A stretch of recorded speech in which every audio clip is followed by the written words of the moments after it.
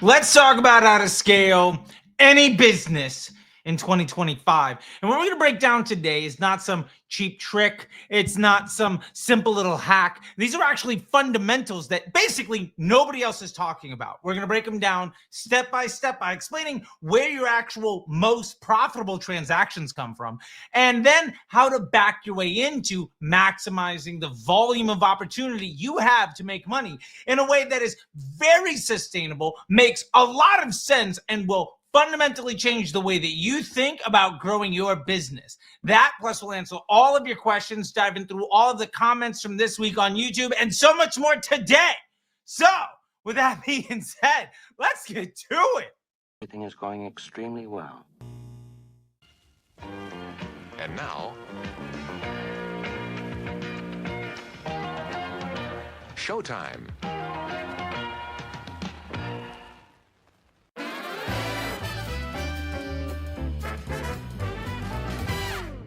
All right, everybody, welcome back to the show. Welcome to this week's live.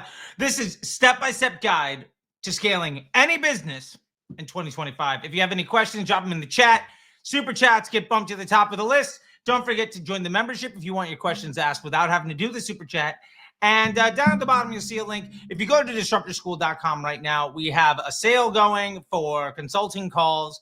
You can save hundreds of dollars on doing that. People have been taking advantage of it left, right, and center, and I feel like why not promote the damn thing? So anyway, that's what we're getting into. So first bit of business today, let's set the table with what we really need to know. Then we'll answer a couple of the questions and dive into more and more of the points today. All right, so if you love these kinds of content, please go ahead and like this video. If you've been watching this channel a bunch, go ahead and subscribe. Apparently, only 35% of the people that binge this channel are subscribed. So let's change that. And if you find value in it, go ahead and share with your friends. This doesn't have to be your secret. There's plenty of money to go around. Okay, all that to be said, yeah, sorry. I do have anyway, I had to go to the doctor this morning. That is what we're at today. So let's dive into it with point number one. This is your step-by-step guide to scaling any business in 2025. And the most important thing that we have to point to right away is where are our most profitable transactions? Well, you've been thinking about this completely wrong. It's not from Google. It's not from email. It's not from TikTok or Facebook, TikTok RIP maybe. It's not from any of those channels. Let's bring this in. Your most profitable transaction is a repeat buyer. That is your single most profitable transaction that you will have in your business. It's also the most sustainable and predictable action to occur. Here's the bottom line. It is an extremely stable and consistent data point in any business. When you begin to look at how many people who buy once buy a second time, and even more predictable is when you do that by product. If you're selling three different things, let's say this cup, this coaster, my God, and this phone, depending on what you're looking at, you're going to know that maybe 30% of people that buy this cup buy again, 5% of people that buy this coaster buy again, and let's say 1% of people that buy this phone buy again. You can know every time I sell this improves my likelihood of getting the most profitable transaction to occur in my business. So what we need to understand first is something we call SPR, or second purchase rate. What items have the highest second purchase rate? And this really comes down to a fundamental misunderstanding in most businesses. Most people are taught that the way you make a business is by selling something at profit. Let me get my Facebook CPA to be low. Let me get my ROAS high. Let me get my MER. All of that is complete nonsense. What actually matters is cash flow. What you're talking about, what you've been trained to actually value, is being a good salesperson. There's a very big difference in being successful in business between being a good salesperson, selling an item at a profit, and actually buying the right kind of customer. When you begin to focus on the best customer, you begin to focus on the most profitable business. And for those of you that say, well, I can't afford to worry about future cash flow, I need to be first order profitable, all this other stuff. Sure, I believe you and I understand. I get it. But if you don't start solving this problem, you'll never get past that. If you continually try to chase down what a lot of other people tell you, and believe me, I've been in the ad accounts. I've been in the Andrew Ferris-led ideology of ad accounts where there's 13 different campaigns all promoting anything with a positive contribution margin. I've unpacked and helped people recover from the common thread ad accounts where there's like 37 different campaigns running with lookalikes and interest groups and 1,000 different cost caps promoting anything at a profit. Here's the problem. None of those are focused on the most profitable transaction. They're actually focused on making a complete misappropriation of your marketing funnel as a priority. And we'll get to more of that here in a minute. The point is, we need to begin to understand, where do we make the most money? Then we can understand everything else we need to in our business. So step one in this step-by-step guide is to understand what products most often correlate to a future purchase. And now here's how to do that in a super easy way. Do you need Lifetimely? No. Do you need Northbeam? God, no. You should never rely on that. Or Ad Beacon. Or do I need a triple wheel dashboard? I mean, I think it's helpful, but none of that's going to answer this question. Here's a simple way of doing it. Grab all of your Shopify receipts for the last year. Get all your purchases. What we need to know is, what did somebody buy? What's their name? When did they buy? And what did they buy? And are they first or returning? Just get that simple report. Download it. Throw it into ChatGPT. And then ask GPT this simple question. Of all the people who bought more than once, of all of my repeat buyers, what was the most commonly bought product when they were new customers? And rate those 1 to 5 and give me a volume and a percentage per. That alone will tell you what is your most profitable customer journey, because that's going to tell you what has the highest second purchase rate. That is the most highest opportunity of generating cash flow in your business. And if you're not generating cash flow, then you're a salesperson. A salesperson is not a business. So the first thing we're going to touch on today is that simple step. Download your Shopify report and ask ChatGPT to tell you, of everybody who's a repeat buyer, what did they buy when they were a new customer? And then rate these in order of what product most often led to somebody buying a second time. That relationship is one of the stickiest stats that you will ever have in your business. All right. So that's step one. Now, we're going to get to step two here in a minute. I just want to address the chat. Hey, Sam, good to see you. The Sam. But the hand, boom. Let's see it. Fantastic. All right. If you're in the chat, by the way, let me know where you're at, where you're coming from, fam. It's great to see all of you guys here. We're getting dozens and dozens of eyeballs, depending on how you count stuff. You know, boom, Drew, we will get to your question here in a little bit. Oh, I love it. I found you yesterday, set up my brand Shopify. I was about to launch. I'm so glad I found you, brother. Such valuable insights already. Been binging your videos on my commute to work. Love it. From London, bonjour, Drew. From Switzerland, bonjour. Sadine, I don't even know how to pronounce that name. White kid from the suburbs. Love it. Fantastic. Okay, so here's the promise and here's the delivery. We're going to give you the step-by-step guide today. Part of the promise of these lives as well is the community. And what we're going to do now is we're going to go to the comment section of the YouTube channel, and we're going to go through all of the questions from the last day. And then we're going to come back and get to step number 2 of how to scale your business. All right. So that being said, let's do it. Boom. Let's dive in here. All right. We get this any bigger? I don't know. CT, bonjour from Atlanta. Get a shovel, bro. I hear you guys got some snow. We got fires, you got snow. Welcome to America. All right. All right. Ad agencies profit by keeping you in the dark. MBA, love it. Oop, boom. Okay. So you commented MBA. So I owe you a link. Let's give it to you. Boom. There we go. All right. Let's get to some comments. Man, we got a lot of comments from today's 5-Minute Friday. Stay tuned. We'll actually show you the 5-Minute Friday here today. And if you don't know, every Friday we're breaking down what we call the 5-Minute Friday, which is just a simple, easy, actionable bit of advice. And all you do is subscribe to this channel and then just binge the 5-Minute Friday playlist, you're going to be better than like 90% of the people out there running ads. And you'll be able to fire your agency and like fundamentally have full control of your future, which is what this is really all about. All right, let's get into it. This 5-Minute Friday was like, I found the best Facebook ad strategy. Of course, we need, a little bit of clickbait in there, right? Anyway, can you just let flexible ads run and not have a champion ad set? Is that still following best practice? Julian, if you don't need to consolidate your ads, then you don't have to. The best practice is to not introduce any instability into your ad account. And we'll get to more of that here in a little bit. But the answer to your question, Julian, yeah, totally fine.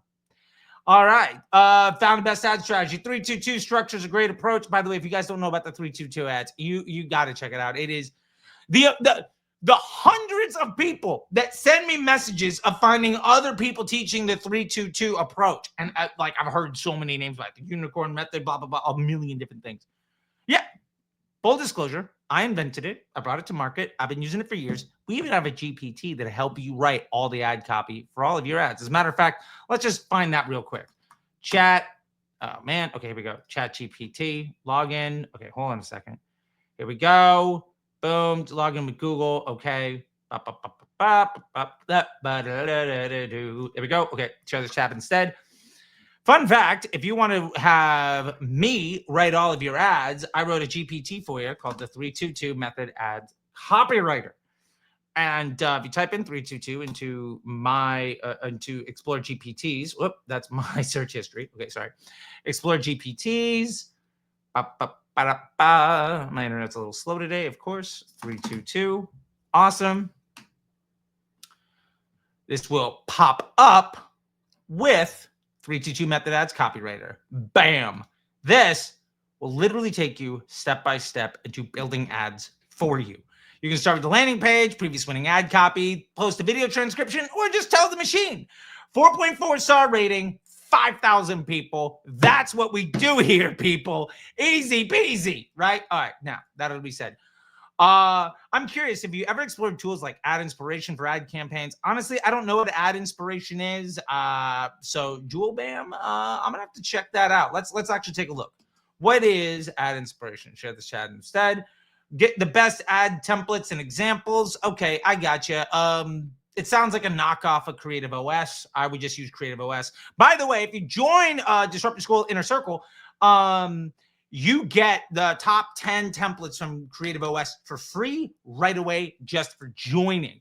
That's dozens of ads you can bring into Figma or to Canva so that you can build off of what the best brands in the world are doing and then use the 3-2-2 ads copywriter to build all of your ads for you. It's like I'm trying to make it so easy anybody can do it. And that's what it's really all about. So Jewel, yeah, I think it's cool. I would use the original, which is Creative OS. I think it's the best. And I personally know the guys that are running that. And yeah, there you go. Go to the OG. All right, I got the answer. Okay, Charlie, let me. Charlie, should I make that all in one campaign or should it be different? Because at the moment I'm running a 3-2-2 in one campaign and making new ads in the same campaign, and I'm changing the budget on the ad set. So, for your 3-2-2 ads, they should all be in one campaign as long as what you're doing is promoting one product. You should not be promoting multiple products within one campaign because that fundamentally destroys everything. And all of your products, again, going back to the 30%, 5%, and like 1% repurchase rate, they all have different values. They all have different CPAs. They all have different AOVs, and they all have different things. Why would you possibly want to train the machine to do all of them when you could just do this one the best? All right. So hopefully that answered your question. All right. Waiting for drop shippers to join and tell Charlie they're running 200 active ads on their 6-figure brands. Hey, look, that's fine. You can totally do that. And believe me, I've got a lot of drop shippers in the MBA program. And you know what they're doing? Scaling their entire business to build brands instead of living and dying by their ability to launch hundreds of ads and play the lottery. So tons of drop shippers join. We've had a ton of them in the MBA program and Disrupt Your School, and they are building 7-figure businesses, and they're no longer treating themselves as drop shippers. They're brand builders, and we have them all the time. All right, Aiden, is there any way to see the actual winning combination now that earns the most spend? We've had that issue where the combination shown as the winner was definitely not using the winning headline. Okay, two things to unpack here. Number one, actually seeing the winning combination. There is no such thing as the winning combination. The results that you see inside of any dynamic, creative, or flexible ad, when you go down to breaking down by element, where you say there's definitely not the winning headline, you don't know what the winning headline is. In a 3-2-2 ad, that's 12 possible combinations, but any headline is actually 6 different ads because it goes to 3 different creative and 3 different creative, 2 different primary texts. So when you say, oh, this headline is the best, is it because 99% of that spend went to one of those 6 ads? Or is it completely evenly distributed? Let's say it's one of the creatives and there's 3 creatives, so each one of those is 4 different ads. When you look at the results, is that 100% of that spend went to one of those 4 ads? Or is it 15%, 25% of the budget towards that one went to all individual ones? And in that case, are any of them good, better, or worse? The point is you don't know. But you can absolutely go into your comments section of all of your ads when you're applying back for your customer service points and then just take the URLs. And the ones that get hundreds of comments, maybe those are the ones that are actually contributing the most to that dynamic creative test. You can grab that host ID, isolate it, and run ads to it. This is 100% doable, and that's the way that I do it. All right, let's get down to it. Alan, OG. Hey, man, these short videos with subtitles and voiceover say something else. It gets harder to understand. I often turn the volume off to understand properly. Totally get it, Alan. I'm trying out something new because a lot of people watch these with the sound off anyway. So I'm giving it a shot, Alan. But thanks for the feedback. I appreciate it. And Real Joe Rogan doesn't like this. Okay, cool. Thumbs up to your thumbs down. I'll even heart it. There we go. All right. That being said, let's get back to this because we are less than a day away. Oh, we're more than a day. All right. So that being said, let's get to point number 2 in the step-by-step guide. Now, the way you make money, the single most profitable transaction you get is somebody buying a second time. Okay, great. So we have a bottleneck. We have a certain number of people to buy. Let me do it this way. So it's reversed. We have a certain number of people who buy a second time. Then we have people who buy a first time. So our initial bottleneck is how many people can we get from buying once to buying twice? Well, what's the easiest way of getting more people to buy a second time? Start promoting the product that gets more people to buy a second time. And if that product goes from 10% of the items you sell to 90% of the items that you sell, well, that will dramatically improve the volume of people that buy a second time. Easy. But what we're really doing is identifying a bottleneck and then maximizing the volume to that bottleneck because that bottleneck is a constant. The amount of people who buy this, we roughly know is 30%. Great. That's 30% where 10 people buy it or 100 people buy it. Great. Let's just get 1,000 people to buy it. Now, that's great. But how do we get more people to buy it? We work on the conversion rate of the landing page, right? So we work on CRO. Now, when it comes to step-by-step guide here, what I want to tell you is what matters in CRO is not conversion rate. Conversion rate optimization has nothing to do with how often people buy. The easiest way to improve your conversion rate is to just get less traffic. What really matters is revenue per session. What you care most about is what is the average customer worth. Now, it doesn't mean that a higher revenue per session is more valuable. What it means is that what actually matters is the revenue per session greater than the cost to get a session. That's how you begin to make money. If I can, let's say every session is worth $1. Can I get people to the site? Can my average cost per session be 90 cents? If my average cost per session is 90 cents and every session is worth $1, then every visitor makes me 10 cents. There we go. Revenue per session, and then then you look at the amount of money you put out and how many sessions do you get. As long as the cost per session is lower than the value per session and the revenue per session, you make money. Actual CRO has very little to do with conversion rate. Now, conversion rate is great.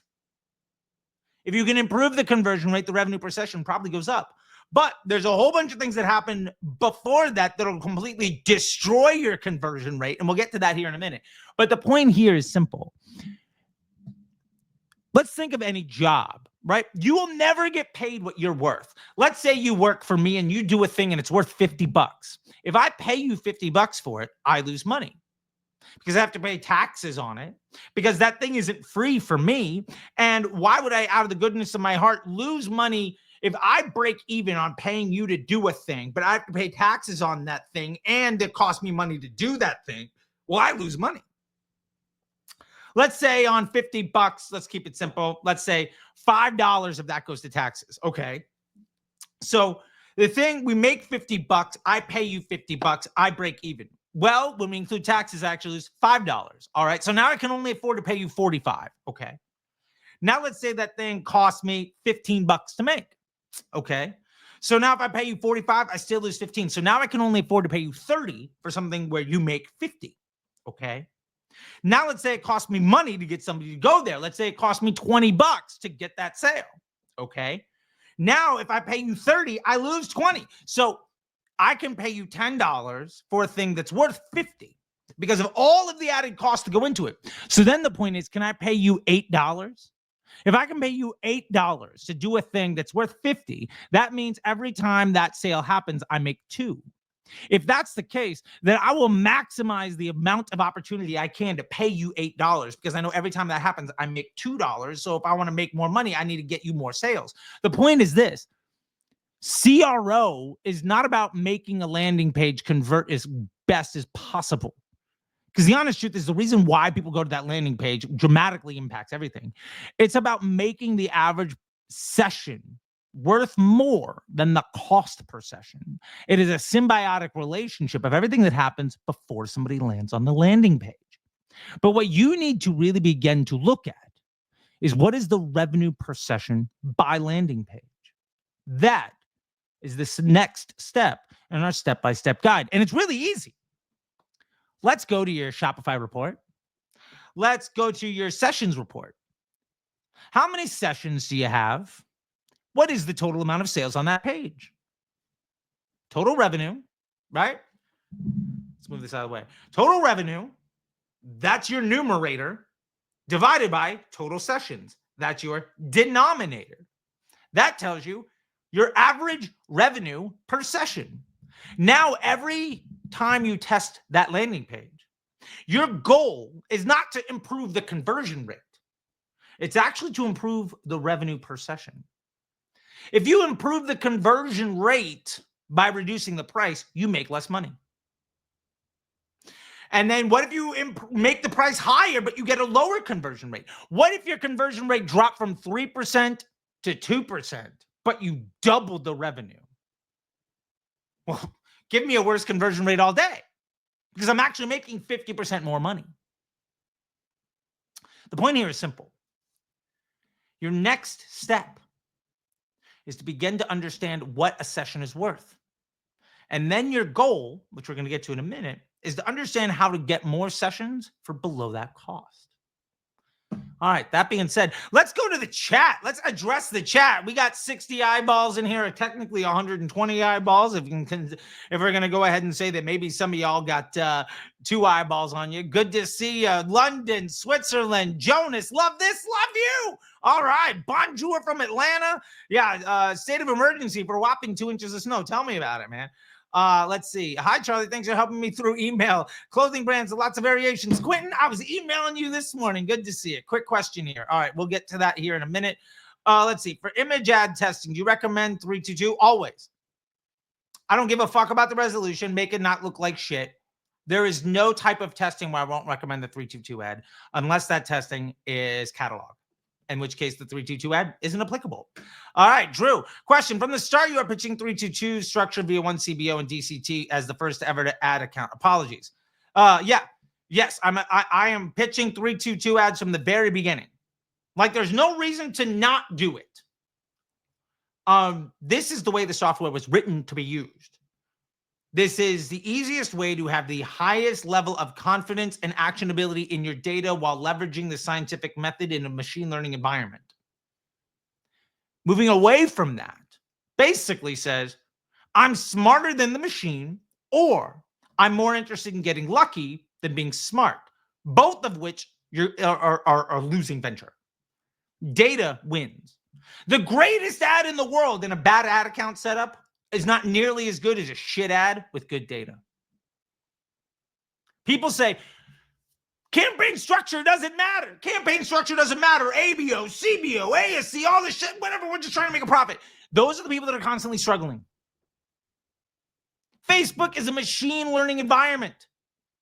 It's a data machine. If you don't give a shit about the data, then you don't give a shit about the machine. Your results are going to be shit no matter what. You can try to get lucky all day, but if you're only relying on getting lucky and outpacing the machine, you're always going to need to be first order profitable because you are a salesman, not a business operator. If you want to start solving problems, you got to start understanding how the machine works so that you can leverage it in your favor instead of working against it.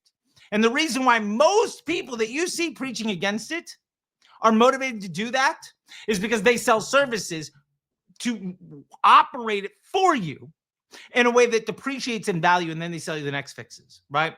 They say run a bunch of cost caps and campaigns to everything with a profit. Oh, by the way, you need more creative. We have a creative service for you. Oh, by the way, you need more email stuff, so we got an email service. Oh, by the way, we got a Google. You need more search.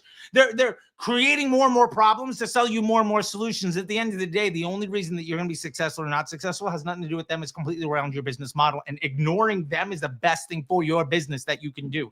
A shit business model will always fail, but a bad business model being operated by a predatory practicer of ad accounts will suffer more than a bad business model focused on getting better.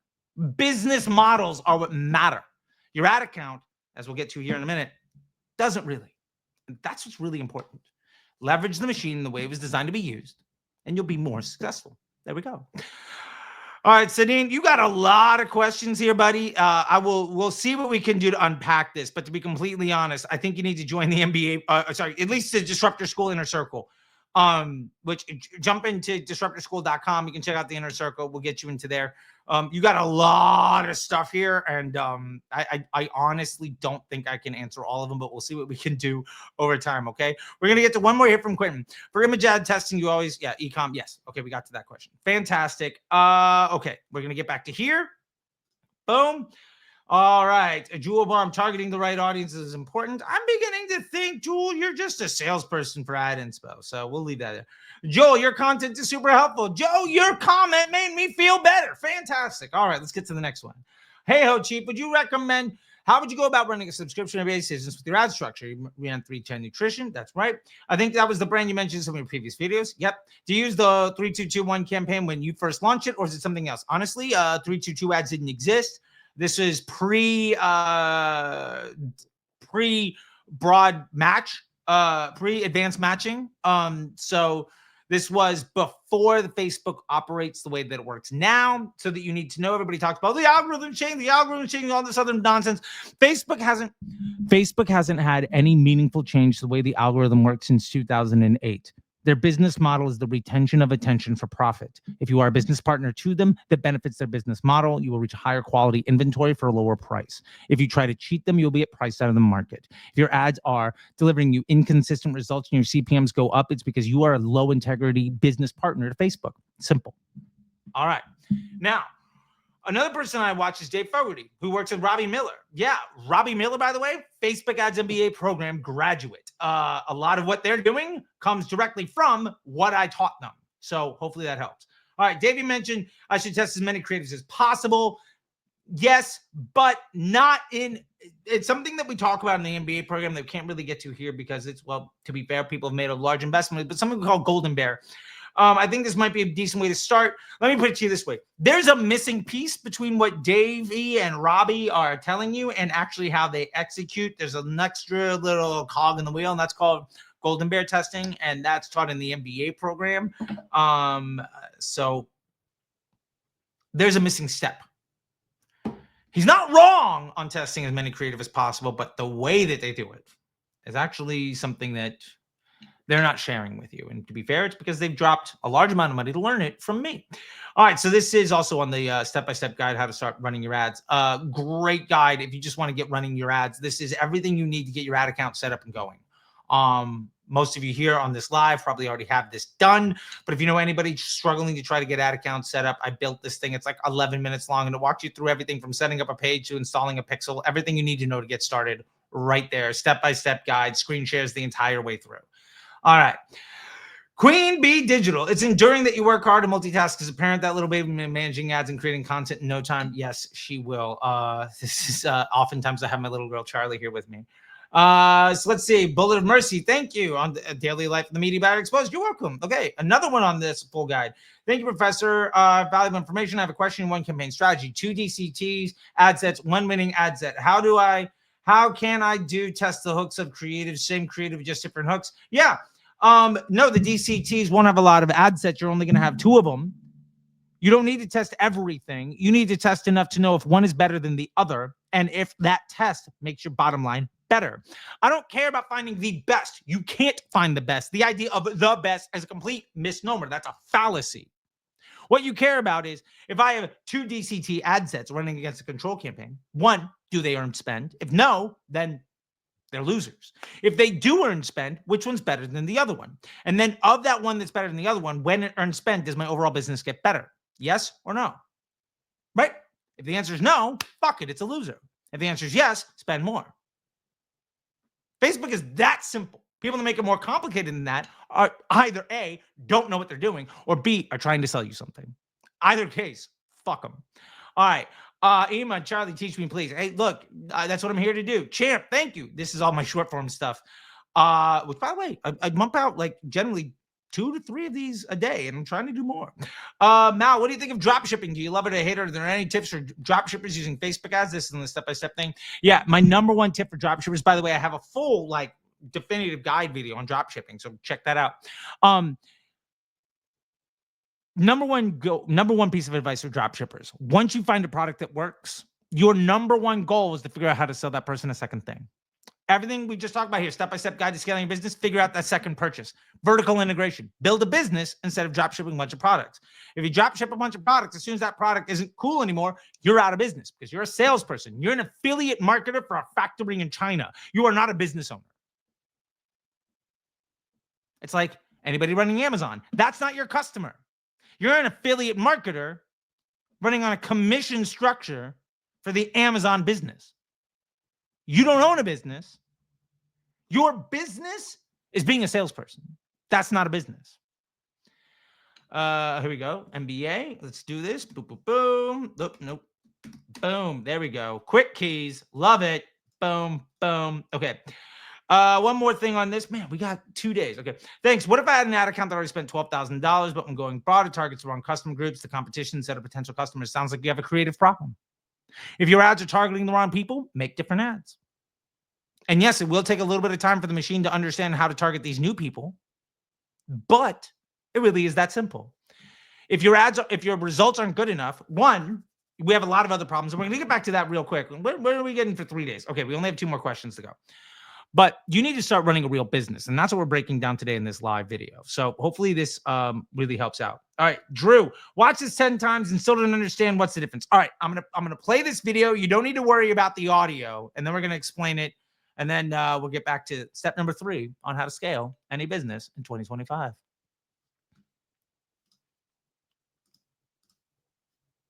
Let me tell you the easiest way to make 1,000 sales for free.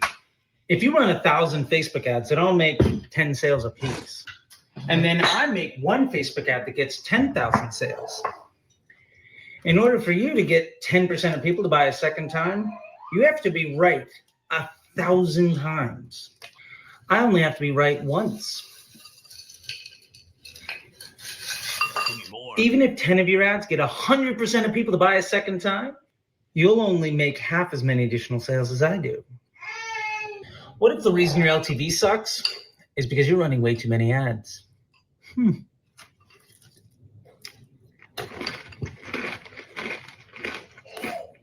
me tell you the...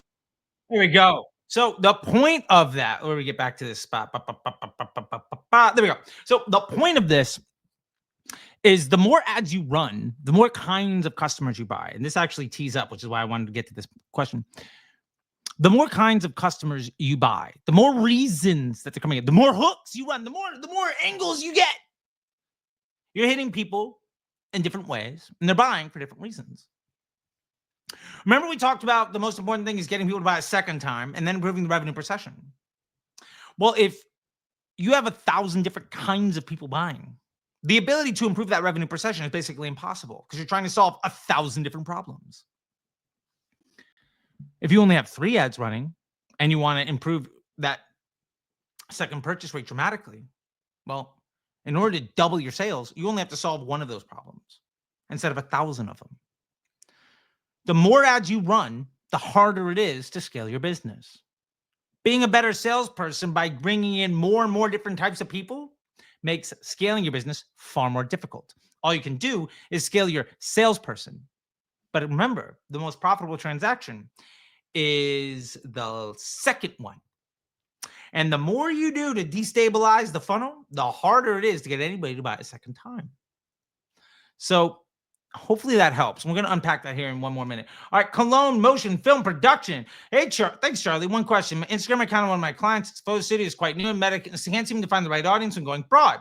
It somehow tends to target other photographers instead of clients. They had the same issues with spam followers in the past. What would you recommend here when broad targeting targets the wrong audience? You have a creative problem. Broad targeting isn't doing the targeting. It's basically saying whoever wants to see this content is getting to see it. If your content is reaching the wrong people, it's because your content doesn't appeal to your target audience. Start focusing on your audience and what they want and make content for that.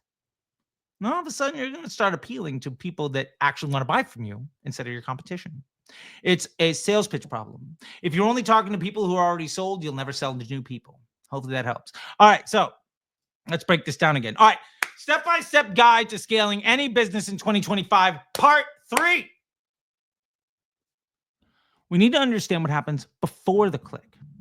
So there's a massive misunderstanding around the funnel and around retargeting and all of that. And we're going to do a 5-minute Friday on that to really break that down, but that's not what we have time for today. You need to understand the funnel. And what I mean by this is what happens before somebody hits your landing page. There's 3 different types of marketing that you really need to be aware of. Number 1 is what we call inventory marketing. So right above in the funnel, you have the landing page. It's the bottom of the funnel. All marketing gets somebody to go to your landing page. No marketing makes a sale. No ad makes a sale. Ads don't make sales. They drive traffic to your landing page or your website. Right? A billboard is not what makes the sale. Okay, you hear me? Ads don't make sales. The idea that any ad made a sale is complete fallacy. The idea of attribution is complete bullshit. All right, now that we know this is an objective truth, now we can start to unpack actually how things work. When you have a landing page, what are the easiest ways of getting people? Remember we talked about that bottleneck. Okay, so what's the bottleneck above a landing page? Well, immediately, the easiest people are the ones that have opted into receiving messaging from you. This is hand-to-hand combat, one-on-one communication. This is email and SMS. And for those of you that are scaling like a community or an Instagram post, let's say, that's your broadcast channel, but it's somebody opting into hearing from you. This is what we call inventory marketing. Above inventory marketing, where somebody has opted into hearing from you. Now, again, if you were to say, let's say you have 1,000 email addresses with a 10% open rate, okay, that means 100 people open, and then 10% click the rate, okay, that means 10 people clicked, and then a 10% conversion rate, that means 1 person bought. Every 1,000 emails generates 1 sale. Now, you could triple those numbers, and then maybe you get 3 sales, or I guess technically if you tripled every one of those numbers, 30% open rate means you get 30 people instead of 10. And then a 30% click-through rate on 30%. Like, okay, maybe you get better and better and better at this stuff. Let's say, I'm not going to bust out the math here real quick, but let's just say you get 30% better across your entire inventory marketing funnel and you get 3 sales out of 1,000 instead of 1. That doesn't get you more email addresses. So now your bottleneck isn't people buying a second time. It's the amount of people that you can actually reach you on inventory marketing. So above inventory marketing, we have intent-based marketing. This is PPC. This is people looking on search. This is people on Amazon, stuff like that. Right? They've walked into the store. They've walked into the farmer's market, and they're trying to buy strawberries, and you're one of 17 other people selling them. Are you a better salesperson when somebody already knows what they're looking to buy? Can you get them to buy? Great. You can get better and better at that, but that doesn't mean anybody's looking for you. So eventually there's a bottleneck there. And then we have to go to intent creation and awareness. This is brand marketing. This is where Facebook comes in. Also TikTok and YouTube and all that other stuff. Now, for what it's worth, there are a lot of options. And this is what social media is all about. And pre-social media days, this is radio and television and all of that fun stuff. The point is simple. Those things, those options, of them, Facebook is the most stable, the smartest machine that takes the least amount of effort to manage, that is the most sustainable with the least amount of effort. In a couple of hours a week, you can manage a Facebook ad account and see sustainable results that are scalable. That's why I choose it, right? I think it's a data thing, and the Facebook algorithm, the Facebook machine learning database is smarter than anything else. It has more data than Amazon. It has exponentially more data than Pinterest and Snapchat and TikTok put together. It's got more data than Google. They have more data than anything. Yo, Miguel, bro, good to see you, man. Miguel, OG MBA, did an exit after joining the MBA program, just crushing left, right, and center. Miguel, love you, brother. All right. So the point is this. You have to understand where your bottlenecks are. I've got a 10% open rate. I can't get more people to do it. Awesome. So you need more email addresses. Okay. Well, we got people in our market. We're trying to get them to sign up. Okay, great. We're running these quick. And as soon as I scale up on my Google ads and I'm getting, I had a conversation with somebody today that was saying, I got my Google ads down from $7 a sale down to $1 a sale, but I got half as many customers. Okay. So you're getting more and more efficient on Google, but at the expense of volume. Okay. So you need more volume. You've scaled efficiency too far. That's your bottleneck. So if you identify each individual bottleneck, your goal is to stabilize that bottleneck, keep it constant, and then go to the next level. If your conversion rate is constant, get more emails. If your emails are constant, get more search. If your search is constant, get more attention on social. The way you scale a business is to understand where the area of opportunity is. And dramatically scaling your Facebook without without having a constant conversion rate does nothing for you. Ads will win and die basically by complete fucking luck. It has nothing to do with actual sustainable success. If you're launching 1,000 different ads, now this is what we're talking about before. All right, hear me out. All right, ready, folks? Let's take a breath. Okay. Let's break this down. If you've made decisions on how to get the most amount of people to buy a second time, let's say you got it to 10% of customers buy a second time. Fantastic. And you've gotten your landing page, let's say, to a 2% conversion rate. Awesome. And based on that, you've understood your email flow to get people that have signed up on like the 10% giveaway, the pop-up or whatever. You've gotten them pretty consistent to get a conversion. Let's say it's 10% of those people are actually buying from you. Great. And you figured out on search how to get people interested in buying from you. And you know that like sometimes you can spend more, sometimes you can spend less. And you figured out, well, the more I spend on Facebook, the more my search results get better. And so if I scale my Facebook, I know that I can scale my Google search. And I'm going to get more email addresses from it so I can scale my business. And that all makes sense. Okay, cool. What's the single worst thing you could do? Let me tell you. The single worst thing you could do is launch 100 ads.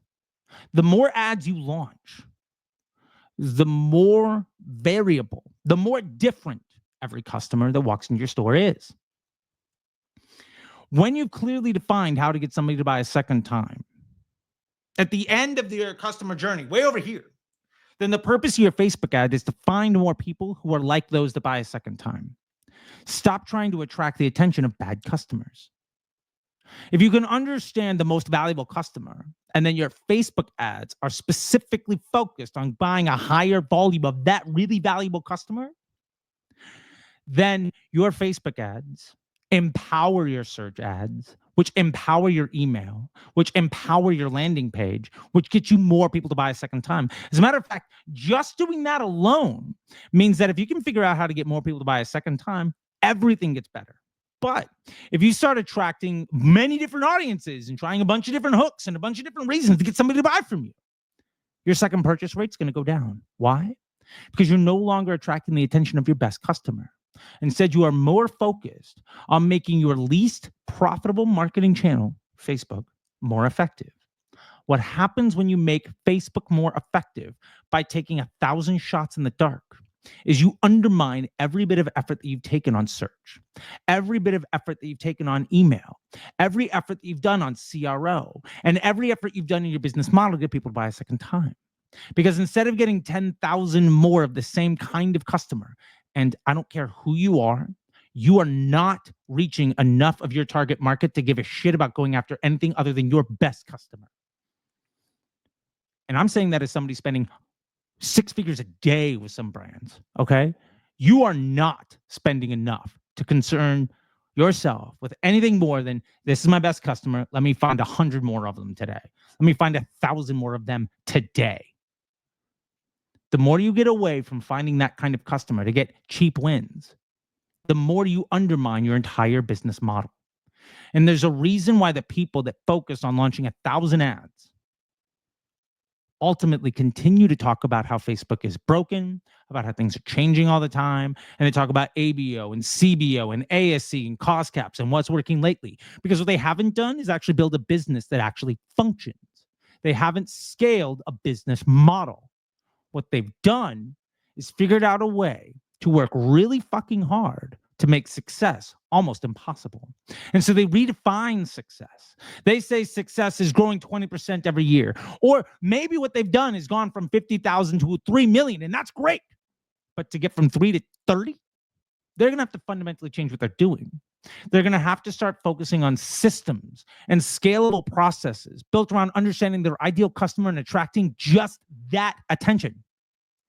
Otherwise, you're only ever going to be as good as your ability to outpace depreciation. And let me tell you what will happen. In the middle of February, Facebook will break. In the summer, things don't work anymore.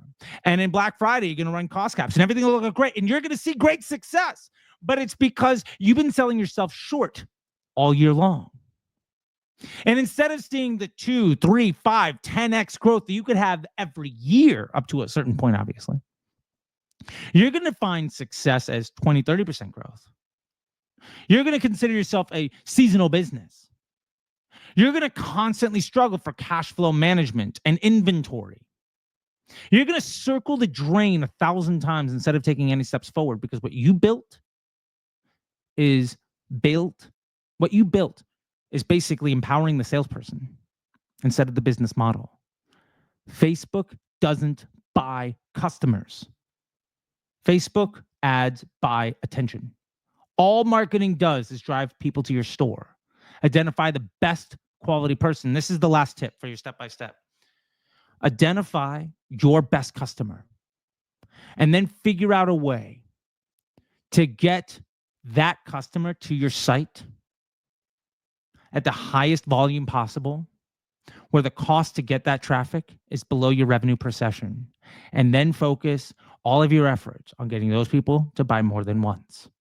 That's how you scale any business. Every business is that simple. Can you buy or earn attention for less than it's worth in a way that leads to future cash flow? That's a successful business. Every successful business on earth is built around that simple fundamental. Let me say it one more time. The way you scale any business is to acquire attention for a lower price than that attention is worth. And then to get that attention to be a future cash flow device. Get attention, turn it into somebody who pays you more than once. Otherwise, you do not have a business. You are a salesperson, and the inevitable failure of your business is just a matter of time away. That being said, let me show you this. Sick and tired of struggling and ads not working and them not scaling and they're just not making sense. I'm f***ing confused, bro. If you've ever wondered how to get better results without relying on guesswork or luck, then this is for you. I got you, homie. Hello, everyone, and welcome back to 5 Minute Friday. And today we're going to be breaking down flexible ads, or dynamic creative, and why they're the smartest ads for you to be running inside of your Facebook ad account.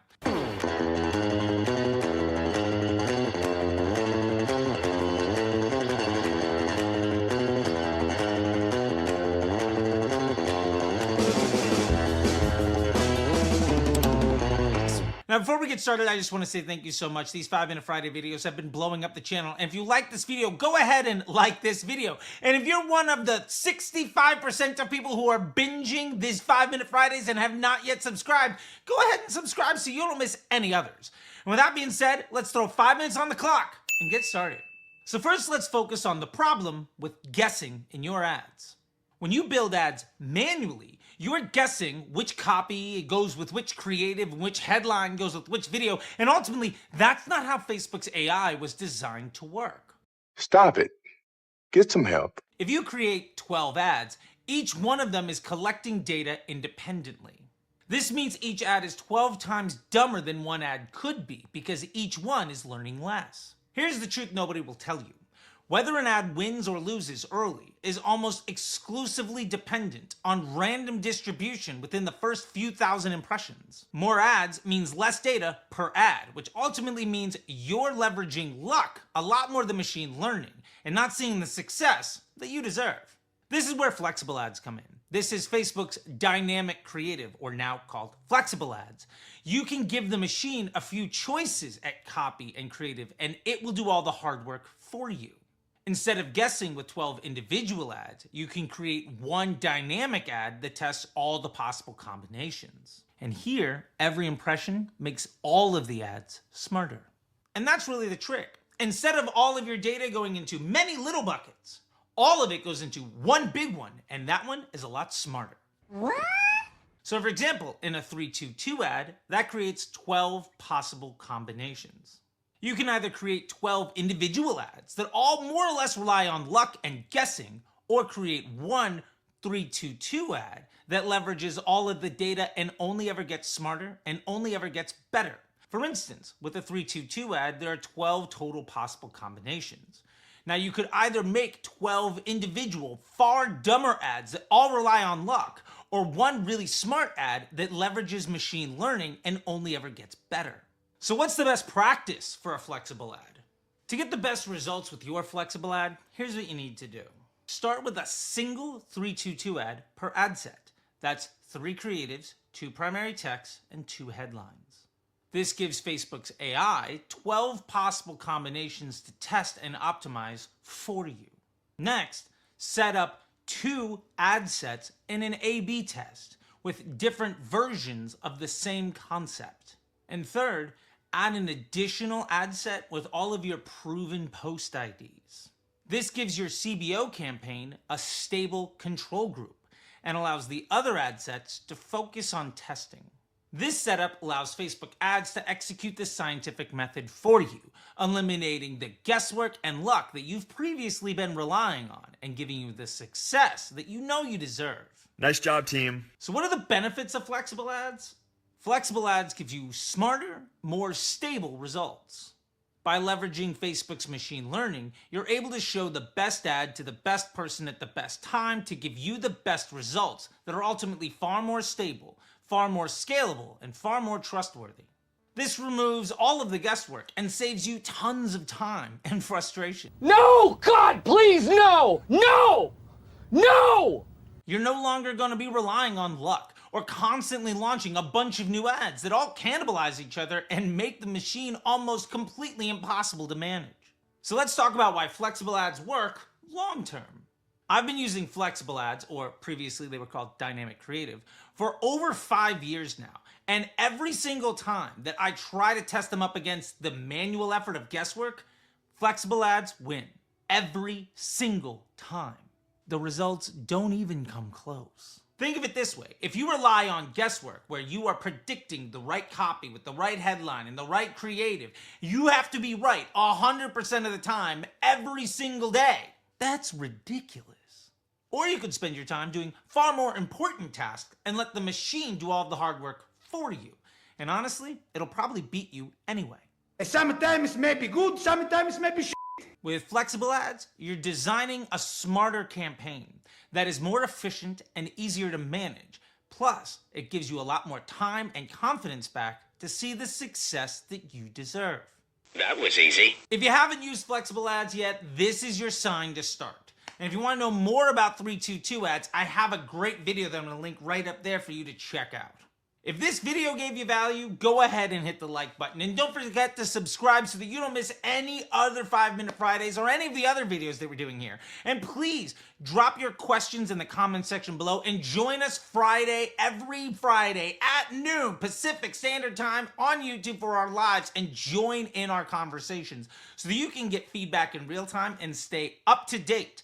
Not with what everybody's talking about, but what they're going to talk about in a couple months or a couple years. With that being said, thank you so much. And until next time, I'll see you on the internet. Bye. There we go, ladies and germs. Okay. So that being said, thank you so much on our live today. Remember, if you want to learn more stuff, there's so many questions that we couldn't get to. I mean, honestly, just like I wish I could get to half of these questions. I really wish I do. This is going to be a great opportunity, all of you folks. Like, this is what the inner circle is perfect for, or the MBA program if you can afford it. We're working on some other stuff here along the way, maybe to help things work out for you. But I highly recommend that you join the inner circle. Right now, we've got a quarterly plan that'll save you some money, and it comes with a one-on-one call. Just like everybody, I want you to know that, like, I want to help as many of you all as I possibly can. I'm doing the best I can to provide you all the tools that I possibly can. I want you to know that I appreciate your attention, and I want you to be as successful as possible. And I'm going to do my best to make myself as available to everyone here as I can. So that being said, though, I got to go. It's life. It's what I got. I got things to do. But so that you know, Inner Circle has calls every Friday, every other Friday with me. MBA program has calls every other Thursday with me. And in those spots, not only is there further education, but an opportunity to dive into your ad account, to share your screen, to get my help in your ad account right away. Those calls end when every question is answered. And those communities are hundreds of people large sometimes. If you want to be successful, you have to invest in the most important thing, and that's you. Your time is your greatest investment. If you want to invest your time in a way that'll vastly improve your ability to provide for your family, create jobs for your community, and see the success that you deserve, the single greatest piece of advice I can give you is this. Find the people who have done it for themselves and for others. There's a reason why hundreds of people have joined Disruptor School last year, and they were able to fire their ad agencies and see their best year ever. There's a reason why hundreds of people have joined the Facebook Ads MBA program, and not a single person that has done the work has ever asked for their money back. And there's a reason why we have multiple brands getting 8-figure exits every single year inside the Facebook Ads MBA program. And it's because this shit works. Not only me saying that, but it's everybody else. And all I do is teach you the same things that I do in all of my brands and all the partnerships that I have. And so that being said, I can't do this without all of you. So I really appreciate seeing you all here. And go ahead and like and subscribe to the channel, share with your friends. This should not be a secret. And I'm going to share one other thing that to me means everything. And it's this. This is you, okay? This is you. Look at this. This is my subscribers since doing these Friday lives and the 5-Minute Fridays. That's it. Like, that is crazy. And 3 months from now, I want to 10x this. Help me, help you. Let's all be successful. 2025 is going to be our best year ever. See you later. Bye. Yes!